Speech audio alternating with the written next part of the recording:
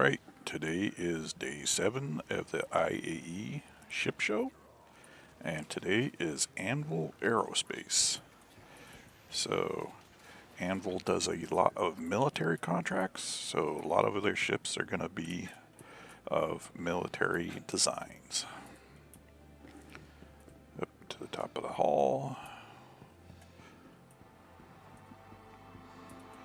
So, looks like most of the stuff is going to be in the center and off to the right and down in the bottom. Alright, let's start with the terrapin. Nothing like a good little turtle ship. The terrapin's an explorer ship and scanner.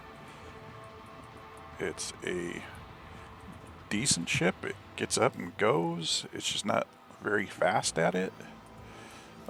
It's got, for this great big ship, and it's got these 2 guns, and that's it. But it does come with extra armoring. It comes with, a huge center sweep. So this seat here is just for scanning, and it's supposed to be a 1-person vehicle. It comes with a bed, bathroom, nice little amenities while you're out doing stuff, so you can log out, log back in. But it's kind of a cool concept that it's a, scanner / wayfinder, because I believe, it's a pathfinder. So scanning and exploration is its purpose. And it's kind of a cool looking ship, if nothing else. And over here is the ANVIL Hawk. It is basically a fighter, but it's been, a light fighter. But its main purpose is for bounty hunting. Let's see if they'll let us do it. We've been getting some weird glitches today. Oh, yeah, it's already open. Or no, it's not open.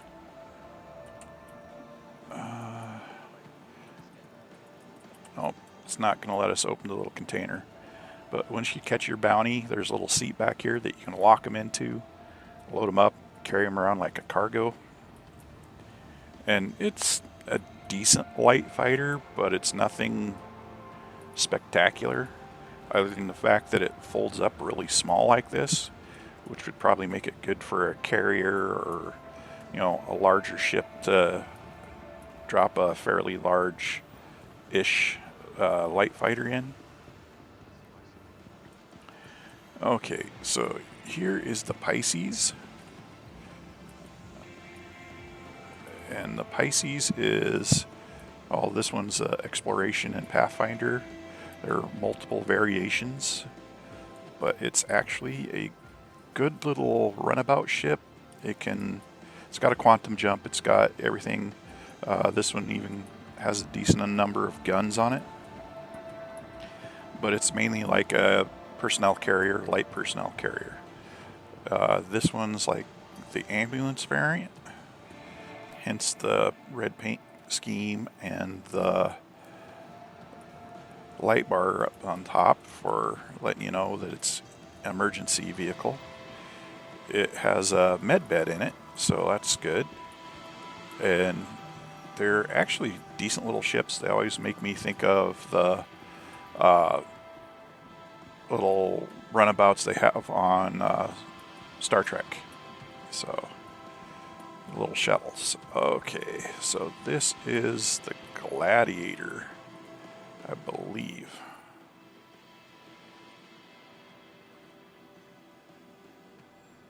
Oh no, this is the Arrow. Okay. So this is the ANVIL Arrow. Okay, it doesn't have the... And that one's the Gladiator.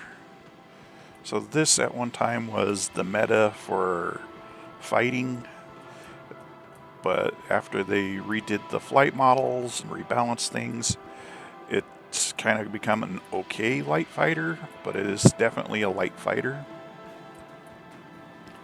And this is the Gladiator. No. Oh, no. Okay, we're getting in. And it is a fighter slash bomber.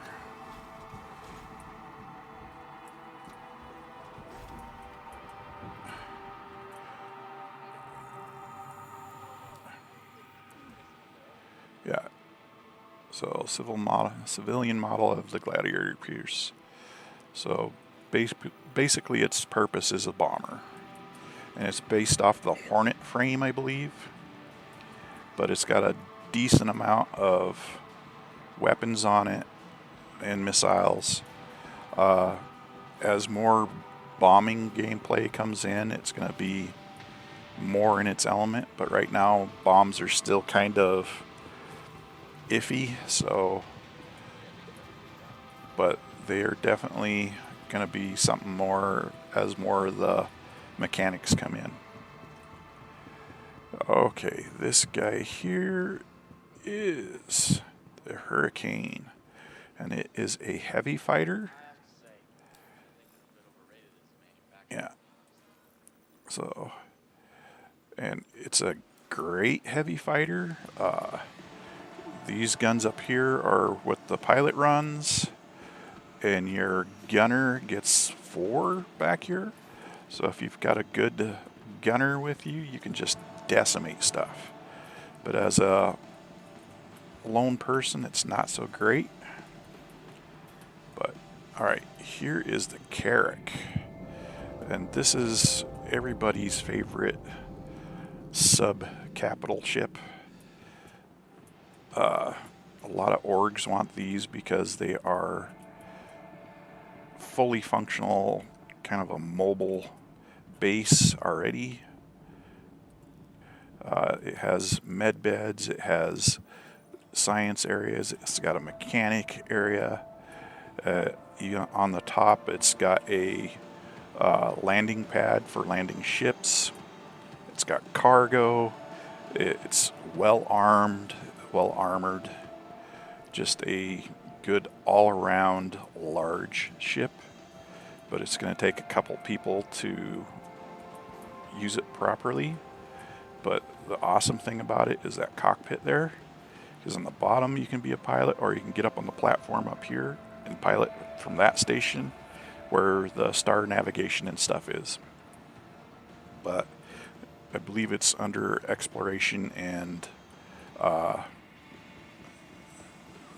where it's an exploration and let's say expedition and Pathfinder. But it's a great all-around ship. A lot of people like it because it becomes a spawn point with its advanced med bed. So if you die and you're out doing stuff and you saved in that bed, you respawn there rather than at your space station or whatever that you last saved at. Or did your last clone spot at. Alright, here is, I believe, the Hornet series, which is one of the longest, lived fighters in the game. Yeah. Yeah, and this is one of the, specialized ships that's named after Masters of Flight people. So it's got a specialized loadout and paint job. And this is the tracker. So it's the Pathfinder variant. And the Hornets used to be the best fighters in the game. I think eventually they'll get back to that, especially the Super Hornet. They're a good, solid ship. They can take a lot of pounding and still, make it home. They've got plenty of weapons on them, or most of them do, and they are just a solid ship. They're good in atmosphere and in space, so, and they're rated at a medium fighter, so they're right in there with, oh, this might be the military one. Yeah, oh. And we're getting in a cockpit again. Yeah. ANVIL Aerospace. All systems online. With that 6 forward guns with the pilots, you know, so that's a lot of weapons. So yeah, this is the military variant, and that's probably why they're not letting you rent it. Let's see. Yeah, and this is the stealth variant. So yeah, that is the one I believe it's the Super Hornet. So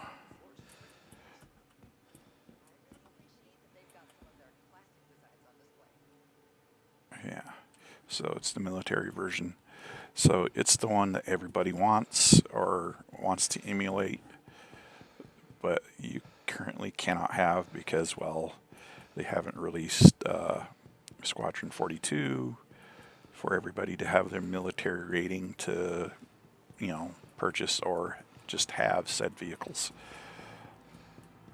And like, you know, a lot of the ships that are in Squadron 42, if they're the military stuff that you'll be flying in there, they haven't allowed those to actively be out in the PTU yet. I don't know why they're doing that, but that's just it. Maybe they don't want people to get too good flying them before they're in Squadron 42. Okay, this is the Spartan. So its focus is troops transport. If you have a large ship, or like a Hercules, you can carry one of these around. But they are super long and super large. So they got height and length, so it's going to be hard to get them in a regular ship. I don't even think the Valkyrie over there could carry one, but it might have enough cargo space because it has enough room for a ground vehicle. So yeah, this is the Anvil Lightning, and of course it is not rentable, but it's another military one with a lot of forward-facing guns run by the pilot. So it's going to be a devastating fighter when it's released. Alright, this is the Valkyrie. This is a military troop transport and aerial support for your ground troops, because it has all these little side guns and stuff that your Marines can run and provide air support. Yeah, this wouldn't be able to hold one. Might be able to get a Tonk in here, but that's about it. See, it does have cargo space. It has space for like 12 Marines in its hull. It's got door guns. It's got wing guns. It's got belly turrets, dorsal turrets. And it's all basically set up for dropping off your Marines, take your objective, then use the guns on it to support, you know, giving supporting cover fire. So definitely a military extraction and drop-off vehicle. Alright, run around here. You never realize how big the hull is until you're trying to get back and forth between the different areas. But the Carrack is a big ship, but not one of the biggest ones in the game yet. The 890 jump is quite a bit larger, but I think the Carrack is set up better for exploration, and kind of like a mobile base. It's not as plush though. Alright, this should be the Ballista. Yeah. So here we go. This is your anti-air ground vehicle. Right now, there's not a whole lot of ground play missions yet, but when you get your base and everything set up on planet, This is one of the vehicles you'd use to defend it or to, you know, actively attack other bases probably. And this is a Centurion. This is anti-air guns. It also comes with a very large energy cannon as well as the anti-air. So this gun here could be used on ground targets, and these here, I'm sure if you depress them far enough, would be usable on ground targets. I don't know if you can drive around while that's active, but you know, that's just one of the things I imagine they'll figure out after it's fully in game and there's a gameplay function for it. Okay, what are you? You are the Legionnaire. Okay, you're the boarding ship. So basically, this is the ship you latch onto an airlock with, hack the door, and, you know, rush it with Marines. So it's, you know, probably a little bit stealthy, probably a little bit, you know, techy, and it's basically so that you can attack a bigger ship and overrun it before they have a chance to defend themselves. Okay, ANVIL Liberator. It's a transporter. Oh, okay, this is the little aircraft carrier. So where the Carrack's the big fighter base slash carrier, this is just a small carrier. Well, it's probably going to be a large ship, but you're going to be able to put, I think it was like 4 fighters on it, 4 light fighters. So something that doesn't have a great deal of jump range, quantum jump range. You'd load on that, jump with that, then from there launch. Alright, here we go.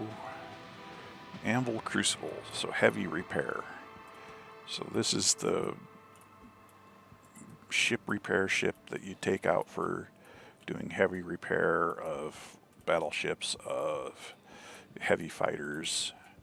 So this is going to be flown around for space battles to keep everybody in the fight, rearm, refuel, and just do all the things that you need to do to have a prolonged space battle. And it looks like it's going to be armed and armored, so it'll be able to defend itself while it's in that battle.